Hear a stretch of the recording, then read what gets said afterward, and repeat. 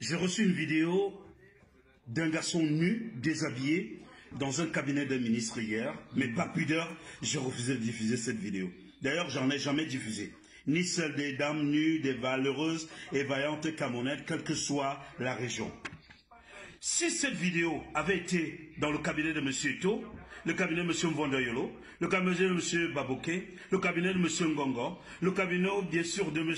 Motazé, si cette vidéo avait été dans le cabinet de Mme Koutez, Mme Belobouba, M. Belobouba, pardon, cette vidéo serait devenue virale.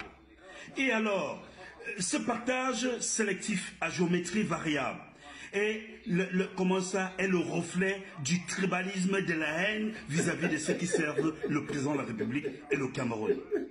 En ce moment, ni Zumento ne la publie, ni Paul Chuta habitué à les mêmes vidéos, avec ses sales petits draps, un lit, on avait vu un lit de 11 950 francs chez lui, ben lui-même tout crassé, tout sale, il aurait déjà publié. Monsieur Boris Beltol nous aurait déjà montré qu'en fait, il est devenu monsieur et qu'il a... Valsero nous a montré qu'en fait, là, il ne prend plus assez de chambre, assez de fumée, il serait devenu lucide. Même le pauvre, celui qui ne s'est pas dit sujet vers complément, c'est un vidéo de Paris, qui est en train de vendre son... Là, je vais en parler après, il l'aurait déjà diffusé. J'imagine qu'en ce moment, vos comptes Facebook, la toile, tout est bloqué. On a bloqué tous les comptes. Mais je suis en train de dire, si ça avait été au bureau de M. Galas Etoga, ce serait dehors. Au bureau de M. Mbargangele, ce serait dehors. Au bureau de M. Nyad Defendi, ce serait dehors. Au bureau de M. Kavaye Djibril, ce serait dehors. Mais je suis protecteur. Je suis respectueux des autorités de la République, choisies par M. Biya. Et au-delà de tout, j'ai une logique, c'est de ne pas humilier les grands-parents, les parents et surtout ceux qui sont nos aînés. Alors je suis en train de dire, là la mette est calme. La mette est calme. Comment on dit ça? Zumento, rien. Boris Beltol, rien. Valsero, rien. Paul Chuta, rien. Tous ces petits mendiants-là qui errent, qui arnaquent et qui en fait font du sale boulot, ils sont tous calmes. La toile est calme, la mette est calme, c'est calme là maintenant. Mais je ne voudrais pas dire, ils ont trouvé une pirouette en sortant un papier signé d'un ministre de la République. Et en mettant le nom Mbala comme quoi c'était un jeune Betty qui demandait à ce ministre-là, je sais pas quoi là, donc je ne vais même pas en parler. Mais rassurez-vous que dans la vidéo, le monsieur donne le nom de son père, qui a une connotation d'une certaine région du Cameroun. Le Cameroun ne va pas se diviser avec vous. Non.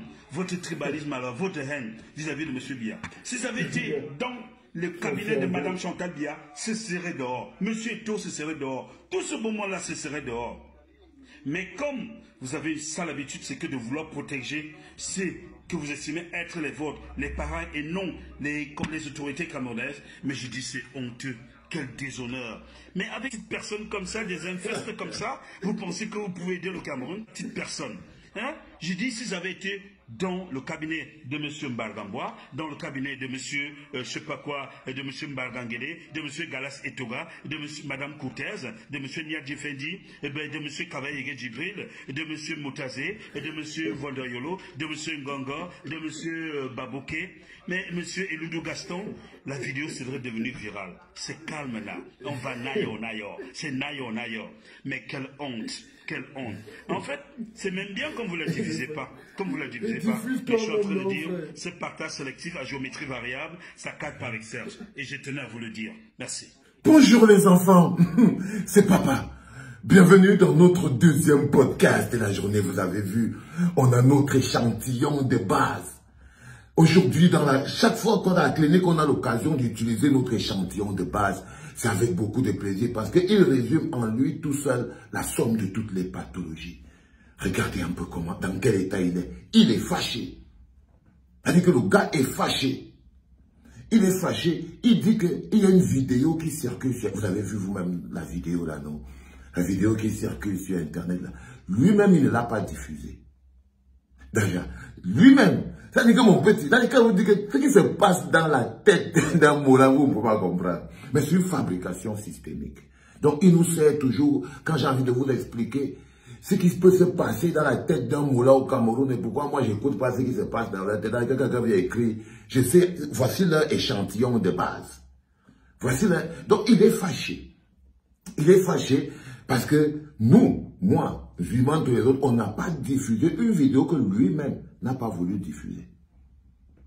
Une vidéo que lui-même n'a pas voulu diffuser. J'estime que c'est pour des raisons de morale, c'est pour des raisons d'éthique, et c'est pour des raisons de grandeur. Lui-même n'a pas voulu diffuser, mais il est fâché. Mais il est totalement fâché contre nous, parce qu'on ne l'aurait pas diffusé. Mais mon petit, viens arracher nos pages et tu diffuses dedans, non? Tu as ta propre page, non?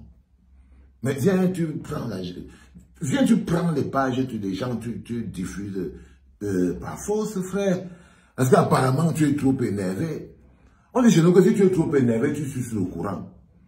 Si tu es trop énervé, tu suces le courant. Viens prendre nos pages, tu diffuses toi-même.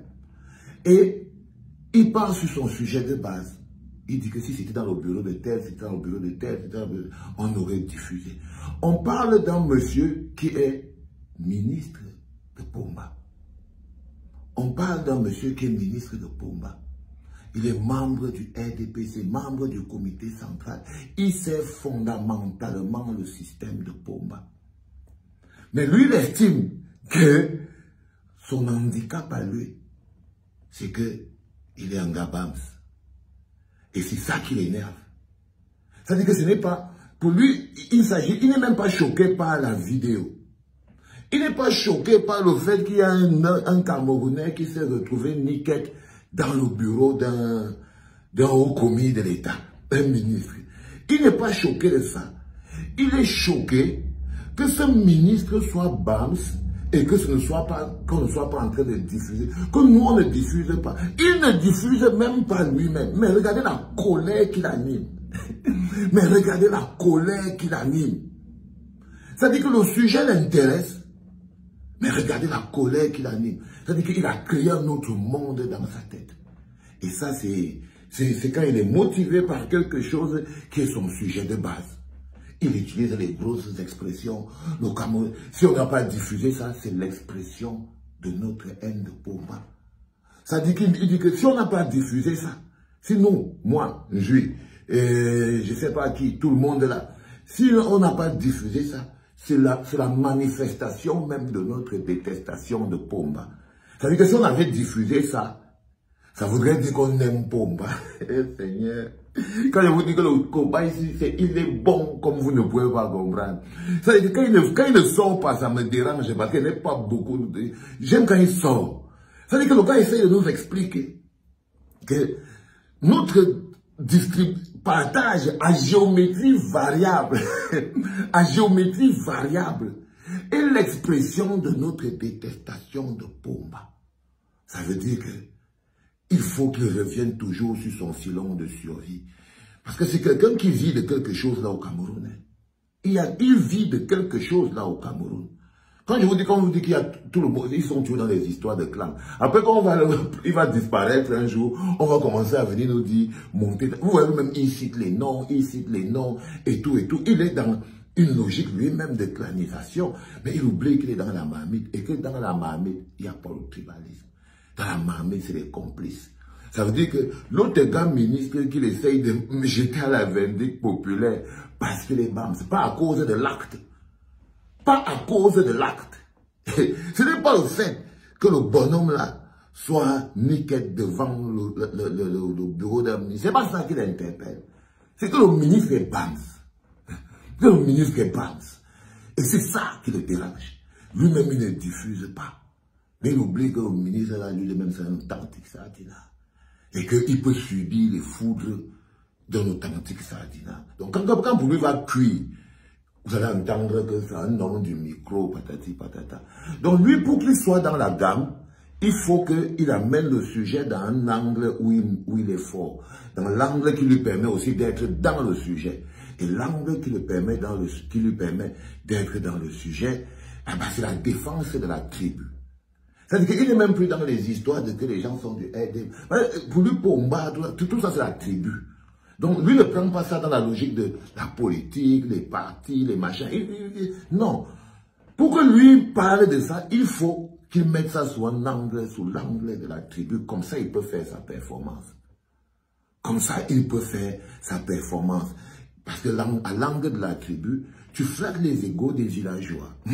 Ils sont tous des Congos. C'est tous des Congos. Donc, dans l'axe de la tribu, au moins beaucoup de villageois se retrouvent dans la gamme. Donc, ils ont aussi leur compréhension de la situation. C'est leur explication de la situation qui se passe là au Cameroun. Ça, c'est quand, ça c'est le bonhomme comme ça que lui présente, il présente le truc. Donc, il doit ramener ça au sujet de la défense des intérêts de la tribu pour qu'il puisse faire sa performance. Et que chacun choisit son couloir. Chacun choisit son couloir de performance. Le secteur là où il est bon, où il sent que non, il a les capacités et les compétences. Donc, il a pris le sujet là, il l'a amené là. Et il est fâché. Il est fâché parce que nous, on n'a pas diffusé. Parce que nous, on n'a pas diffusé. Il estime que non, c'est même la manifestation de notre détestation. C'est même la manifestation de notre détestation. Voilà ce qui se passe dans la tête de ce bonhomme. Et il n'est pas le seul. Et il n'est pas le seul. Je vous ai dit que les pires sont dans la diaspora. Ça, c'est un échantillon basique qui est au Cameroun. Le pire de cette graine-là, ils sont planqués partout là dans la diaspora. Quand vous les voyez, ils sortent, ils disent que non, wow, ils parlent dans de leurs collègues. Le collègue dans la sardine. Mais eux, ils sont dans la tribu, à l'intérieur de la sardine. Donc, vous allez voir, donc, quand on va vous dire qu'il a sorti les clans à l'intérieur de la boîte, maintenant, c'était dans les clans. Mais vous allez dire, la boîte là, elle va péter. Hein. Et vous dites que si ça continue comme ça, là, qu'on ne peut pas diviser, non, on va même tous vous diviser à l'intérieur de votre boîte de sardines là. Ne vous inquiétez pas. On va tous les aider, on va les mettre, vous tous là-bas. Tu crois que le ministre, là, le fameux ministre, là, pour nous, il est dans la sardine avec vous. Vous voulez vous parler de ça. On parle exactement de ce qu'on veut.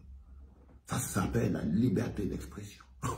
Le choix de choisir ce de quoi on va parler. Et vous, vous êtes libre de vous énerver. Mais comme je t'ai dit, tu prends le courant, frère.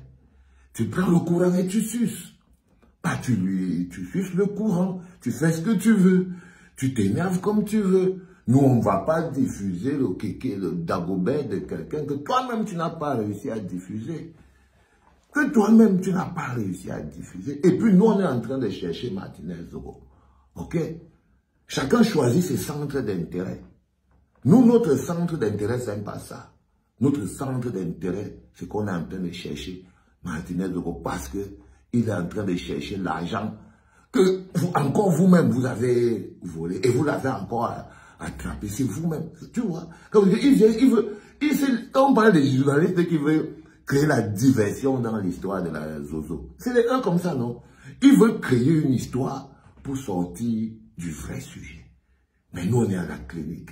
Eux, c'est des échantillons de laboratoire. Eux, c'est des échantillons de laboratoire utilisés en plein laboratoire par le clinicien en chef pour expliquer tout le monde. Et vous, qu'est-ce que vous faites? Vous partagez. Comme ça, ça diffuse. Vous comprendrez que quand vous les voyez dans la route, vous les voyez marcher. Si on vous met dans la tête de l'un d'eux, le chaos, c'est le chaos total. Les enfants, c'était le deuxième podcast de la journée. Attendez-vous un troisième.